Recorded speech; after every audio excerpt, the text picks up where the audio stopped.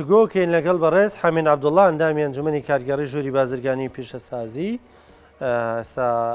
لەگەڵمانە ڕاستەخۆ. کاک حەمید سڵاو لێ بێم کاتۆ باش.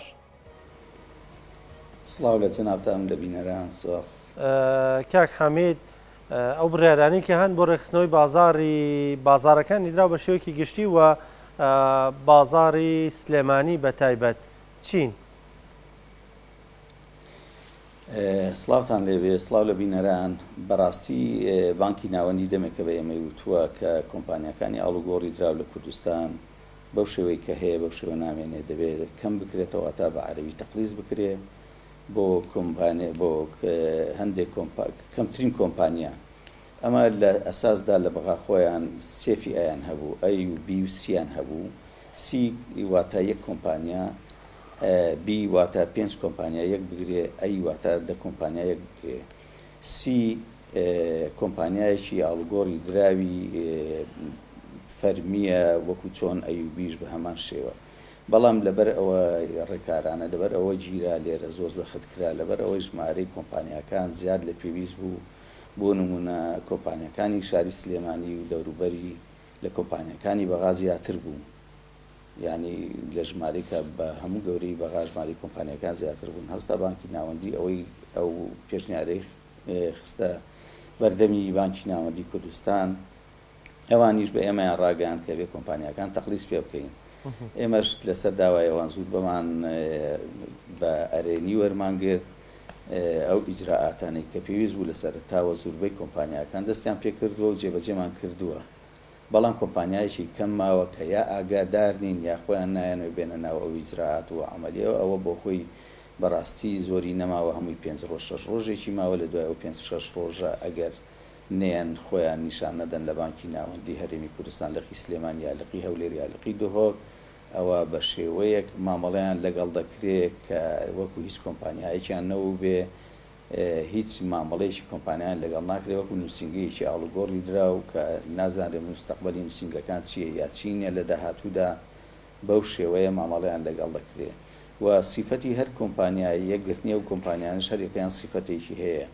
5 کۆمپانیاکە بۆ نمونە ژمارەیەکی کەم تا وەکو ئێمە گوێبیست بووین نزیکەی 750,000 دلار لە هەفتەیەکدا وەرەگرێ بە ساری مەنەسە، واتە 130 وەرەگرێ و 132 بێ لە بازار بیفرۆشێتەوە. بەڵگەکانی بخاتە بەردەم بانکی ناوەندی، چۆن بانکەکانی هەرێم و بانکەکانی عێراق، ناوەڕاست و باشووری عێراق بەڵگەکان دەخەنە بەردەمی بانکی ناوەندی، بە هەمان شێوە ئەویش کۆمپانیەکانیش بە هەمان شێوە مامەڵەیان لەگەڵ دەکرێت. ئەی بەڵێ فەرموو بەردەوام بە ئەی کە دە کۆمپانیا ئەی کە دە کۆمپانیای ئەو بڕێکی زۆر زیاتر لە FIB پارە وەرەگرێ، بۆیە تموحەکەوە خرێتە بەردەمی کۆمپانیەکانەوە کە زیاتر پەلەقاژەی FIA بکەن نەک FIB. بەڵام لە هەموو حاڵەتەکاندا شتێکی باشە، لەبەرەوەی لە سەرەتای ساڵەکانی 90ەوە هەتا ئەمڕۆ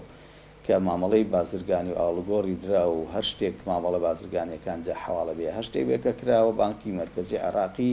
هەرێمی کوردستانی بە تایبەتی پارێزگای سلێمانی لێبێ بەش کردووە، چونکە لە پارێزگای سلێمانی بانکێک بوونی نییە بە ناوی بانکی عێراقیەوە، یعنی واتە لە دەرەوەی هەموو یاساکانی بانکی عێراقیدا بووە. بۆیە ئەگەرەوە بکرێ کارێکی زۆر باشە و بە قازانج بۆ هەم شاری سلێمانی و بۆ هەم بازرگانەکانی کۆمپانیەکان دەگەڕێتەوە. کاک حامید لەسەر چ بنەمایەک با بڵێن بڕیارێ کە 5 ئەم کۆمپانیانە یەک بگرن، 10 کۆمپانیایەک بگرن، یان لەسەر چ بنەمایەکە و فیانە جیاکرێتەوە؟ ئایا ئەو بڕەپارەی کە بەشداری پێکە یان چییە؟ خۆی کاتی خۆی ئەو کۆمپانیانەکە ئێمە دامەن مەزران هەر کۆمپانیایەک بڕی 5 ملیۆن دینار ختاب زەمانی هەبوو. ئەو 5 ملیۆن دینارە ئێستا ئەو 5 کۆمپانیا ئەبێتە 250 ملیۆن دینار. 250 ملیۆن دینار بە هەر 5 کۆمپانیا ئەبێت دایبنێ و کە ئەو 250 ملیۆن دینارە خاوەن کۆمپانیەکان بۆیان نێوەری بگرنەوە ختاب زەمانێک لە بانک دەمێنێتەوە تا ئەو کاتە تۆ کۆمپانیەکەی لغا دەکەیتەوە کە کەسیش کۆمپانیای لغا ناکرێتەوە، تا وەرگرتنەوەی ئەوە ناکرێت. ئەمە یەکێکە لە مەسەلەن هینەکان لەوەی کە فەرقی هەیە لەگەڵ کۆمپانیەکانی پێشوو. تۆ 50 ملیۆن هەر بە هەر دانەی 50 ملیۆن دینارە خەوێنێ وەریشی ناگرێتەوە، تا بە هەر 5 کۆمپانیەکە 250 ملیۆن، دە کۆمپانیەکان 500 ملیۆن دینارە خەوێنێ. ئەمە یەکێک لە جیاوازەکانێتی لە مابینی کۆمپانیەکانی پێش و کۆمپانیا تازەکان. باشە ئێستا ژماری کۆمپانیەکان ئەوەی شاری سلێمانی زۆرن چەندن ئامارتان لەلا هەیە؟ بەڵێ ئێمە ئامارمان لەلا هەیە لە ژماری کۆمپانیەکانی پارێزگای سلێمانی نزیکەی 358 ئەگە هەڵە نەبم 350 قسوور کۆمپانیایە. باشە بەڵام لە ئێمە داتایەکمان هین ناونووسینێکمان کرد کە بزانین کۆمپانیەکان لەکوێن و چۆن و شوێنەکانیان کوێیە بە لیژنەیەک دروست بوو لەسەر ڕاستپاردەی بەڕێز کاقوبات تاڵەبانی. لیژنەیەک دروست بوو لە ژووری بازرگانی لە بانک بە سەرپەرشتی بانکی ناوەندی هەرێمی کوردستان لە قی سلێمانی لەگەڵ لیژنەی ئاسایش لەگەڵ زەریبە بە هەموو شارەکانی سنووری پارێزگا دەسەڵاتی ئەم لە کرا کە خۆی بینیوەتەوە لە ناوشاری سلێمانی لە ڕاپەڕین لە گەرمیان لە هەڵەبجە و سەی سادەخۆ ئەو ناوە شوێنێک کە نووسینگەیەک یا کۆمپانیایکی لێبێت ناونووس کرا بەڵام بەداخەوە کۆمەڵێ دەست نەگەیشتە کۆمەڵێک کۆمپانیا نەمانزانیم مەسەڵەن مەقەرەکانیان کوێ شوێنەکانیان کوێیە ئەمانە تا ئێستاش بۆ ئێمە نادیارە بەڵام بەو حملەی ئەعلامەی کە لەو ئاخیرە کرا لە هەموو لە دەستگا ڕاگەیاندنەکانەوە پێم وایە هەموو کەسێ بینیویەتی مشوری خۆی ئەگەر نەخوارد بێ لە 4-5 ڕۆژاوێ بشوری خۆی بخوات بێ هەر عریزەیەک بدەن لە بانکی ناوەندی سلێمانی بۆ یەکگرتنی کۆمپانیەکان کارێکی باشە و ناکەونە باشە هەڵوەشانەوەی کۆمپانیەکەیان. کاک حەمید ئەو کۆمپانیانە لەسەر خواستی خۆیان یەکەگرن ینی بۆ نمونە ڕێکەکەون ئەم 5 کۆمپانیای ئەم 10 کۆمپانیای پێکەوە بن یان چۆنە مەرج و میکانیزمی هەیە؟ بەڕاستی ئەوە کارێکی زۆر قورسە. ئێمە پەلە پروزە ڕێککەوتوین هەر 5 کۆمپانیا یەکمان گرتووە ئەوەی ڕاستی بێ هەم ئیجابیاتی هەیە هەم سلبیاتیش هەیە هەم خاڵی ئەرێنی هەیە هەم نەرێنیشی هەیە. لەبەر ئەوە هەر کۆمپانیا کارێکی خۆی هەیە دەزانێت چی هەڵەیەک دەکات چی هەڵەیەک ناکە کام کاری باشە کام کاری خراپە. بەڵام بە هەموو ڕێکارەکان بانکی ناوەندی عراقی فەرزی کردو بە سەرمانە ئەبێ یەک بگرین تۆ بە پەلە ئەبێ لەگەڵ 5 کۆمپانیا کە ناسیاوی تۆزە عیلاقەت لەگەڵ هەیە مەسەڵەن ئێمە کۆمپانیەکانی خۆمانمان 5 کەسین کە یەکترە ناسین و عیلاقێکی تونمان لەگەڵ یەکتر هەیە یەکمان گرتووە. بەڵام لە هەندێک خاڵی سلویشی هەیە ئەوە سپینی هەر کۆمپانیای هەڵەیە بکە ئەبێ مەسەڵەن هەر 5 کۆمپانیاکە باجی بدە ئەبێ بەڕێگە چارەیەک بدۆزینەوە بە دانیشتن لەگەڵ بانکی ناوەندی سلێمانی بێ باشە کاک حەمید بەڕێگە چارەیەکیش بۆ بدۆزینەوە. لە بانکە ئیتر 5 کۆمپانیا نامێنێ بن بە یەک کۆمپانیا وانە ئایا بە یەک ناویشەوە ئەو کاتا بێ بە یەک ناوەوە مامەڵە بکەن؟ بەڵێ ئێستا کۆمپانیای ژمارەیە کە ناوێکی هەیە تا ژمارە 5 هەرێکە ناوێکیان هەبوو بەڵام لێرە بەدواوە کە یەشی گر هەر 5 کۆمپانیاکە لۆگۆکانی لێکاتەوە نووسینەکانی لێکاتەوە بە کۆمپانیای ئەلف مەسەڵەن کۆمپانیای دار ئەبێ هەر پێنجیان ئەو ناوەی لێبنێن و لە ژێر یەک ناوەیش بکەن یەک مۆریان هەبێ. باشە ئەی کاک حەمید ئەو مەبلەغی کە وەری یەگرێن ڕۆژانە لە بانکی ناوەندی هەمان بڕوو مەبلەغە بێ بۆ نمونە بۆ کۆمپانیای کە 5 کۆمپانیایکیان گر ڕووبوو بە ئەلف هەمان مەبلەغ وەرەگرن لەگەڵ دال لەگەڵ جیم لەگەڵ کۆمپانیەکانی تر ینی هەمان بڕوەرەگرن یان ئەوەی کە خواستیم کۆمپانیایەوەی زیاتر وەرگێ یان چۆن ئاوا ڕوونکردنەوەتان هەیە؟ بەڵێ بەڵێ ئەو 5 کۆمپانیەکەی یەکرێت تا ئێستا لە مەنەسای عراقی دا کۆمپانیای بی وا تێدەگەم ئەگەر هەڵە نەبم ئەگەڵە نەبم بی واتە 5 کۆمپانیا یەک بگرێ 750,000 دلار هەفتانە وەری گرتووە یعنی تەوزیعی کردو لە بازار جا فرۆشتویەتی تا ئێستا ئەوە نەبوو کەسێ بێ بڵێ وەرە ئەوراقم بۆ بێن و تا پارەت بە میاچی بۆ مەتار سەفەرەکەی بێنە شتەکانم بۆ بێنە تۆش کۆپیکەوی بینێری بۆ بانکی ناوەندی عراقی تا ئێستا ئەوانە نەبووە خەڵکەکە وەریگرتو هاتووە لە بەسعرێکی هەرزان لە بازار کڕیوێتیوە تا بانکەکانیش لە بانک وەریگرتووە لە بازار فرۆشتویەتی بەڵام لێرە بەدووە ئەوە نامێنێ ئەبێت تۆ چۆن بانکێک بەڵگەکانی ئەدا بە بانکی ناوەندی عراقی تۆش ئەو بەڵگانەی فرۆشتنەکە بدەیت بە بانکی ناوەندی عراقی بەڵام ئەی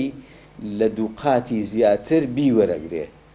یعنی حیسەی هەفتانەی لە دووقات زیاترە هیبی بۆ ئەوەی زیاتر خەڵک پەلە بکە بۆ ئەی ئەگەر هەڵە نەبم زۆریش وا تێدەگەم ئەی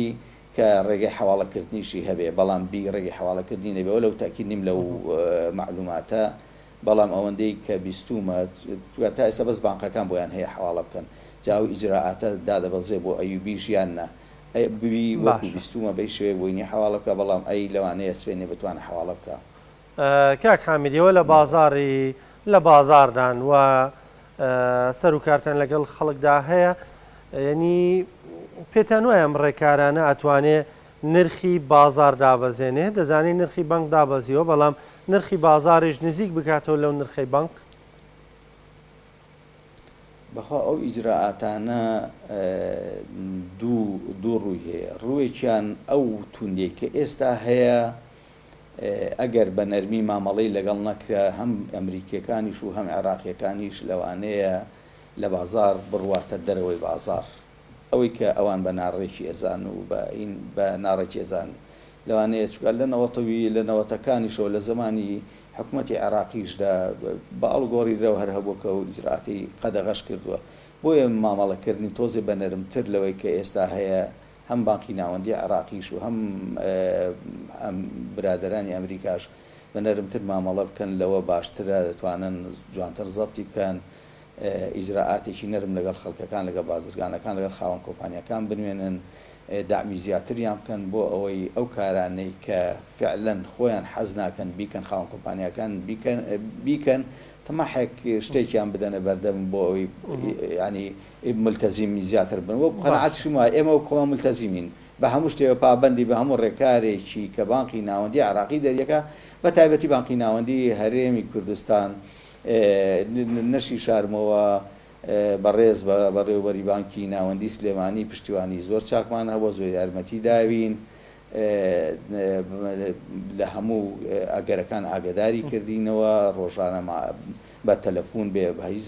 ئیجراعاتێک کە دەداهاتوودا دەکرێت چۆن دەکرێت چۆن ناوێت تەنانەت لە ترسەکان یەک نەگرتنەوەش ئاگاداری کردوینەوە دەستی خۆش بێ ئەویش لەگەڵ ئێمە شابەشان وەکو خەڵکێکی سلێمانی و خەڵکی شارەکەی باشە کاک حامید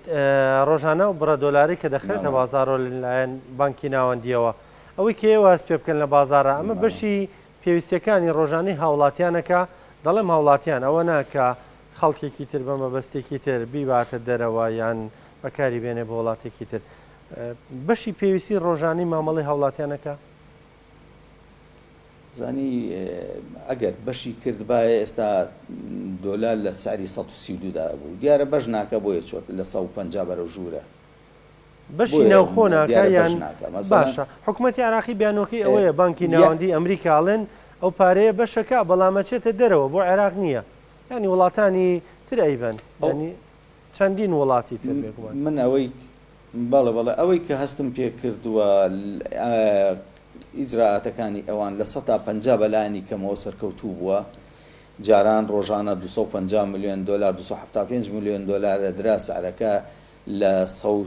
149 دەوەستا ئێستا مەسەرەن 150 میلیۆنە درێ و سعرەکە لە 154 دەوەستاوە لە سەر 150 وەستاوە مادەم شێوە وەستانێکی کردووە ئەتوانن جاریشکە بە حرەکەیشی تەردای بەزێنن بۆ نمونە چۆنەوە ئیجراعاتیان کرد لە 146ەوە هێنانە 130 توانن ئیجراعاتێکی بەو شێوەش بکەن بهێنەوە وەختە فەرقەکەی بینی 120 بۆ سعری بازار لەوان لە 150 بێتەوە 140 ئەو ینی هەموو ئیجراعاتێکە من ئەوەی اختیاری هیچی معلوماتێکم نییە کە بانکی ناوەندی عێراقی شتێکی وا بە نیازە بیکە بەڵام ئیجراعاتە دەتوانێت ئیجراعاتێک بکە بەڵام بۆ ڕێگرتن لە چوونە دەورەوە پارە وا هەز دەکەم بە گوێرەوەی نرخی حواڵە لە بازارە بەرز بۆتەوە ڕێگری کراوە لە چوونە دەرەوەی پارە ڕاست باشە کاک حەمیدوا پرسیارم وایە ئەو نووسراوەی کاراستە کراوە بەروارەکە هیچ درێژەکرێتەوە یان ناوە بەرواری کۆتایی و بانکی ناوەندی دیاری کردووە بە ئێمە وتۆ ئەوە بەرواری کۆتاییە بەڵام خۆ ئەوان خاوەن دەسەڵاتن ئەگە درێژی شیکەنەوە خۆیان خاوەن دەسەڵاتن خۆیان بڕیار دەرن لەوە دەتوان درێژی کەنەوە بەڵام بە ئێمە وتۆ بەی شێوەیەک درێژ ناکرێتەوە ئەوەی کە ئێمەش بە هاوڵاتیانی خۆوان یەکگەێنین مەجای درێژکردنەوە نەماوە تکە لەو 5 ڕۆژەدا هەر کەسێ بچێت لە بانکی ناوەندی سلێمانی ئەوانی کە لە سلێمانی ناوانی کە لە هەولێر لە بانکی ناوەندی هەولێر ئەوەی کە لە دهۆ کە لە بانکی ناوەندی دهۆکی هەرێمی کوردستان عریزەی خۆی بدا و یەکگرتنەکە لەو ڕۆژەوە بۆ حیسابە کە ئیجراعاتی خۆی دەست پێ کردووە هەتا گەمامەڵەکانی شتاوانەکە بچێ ئەو ئیجراعاتی سەرەتایە دروست بکات بەڕێز حامد عەبدوڵڵا ئەندامی ئەنجومەنی کارگەڕی ژووری بازرگانی پیشەسازی سپاس بە ئامادەبوونت، سپاس بۆ ڕوونکردنەوەکانت، سپاس بۆ زانیاریەکانت.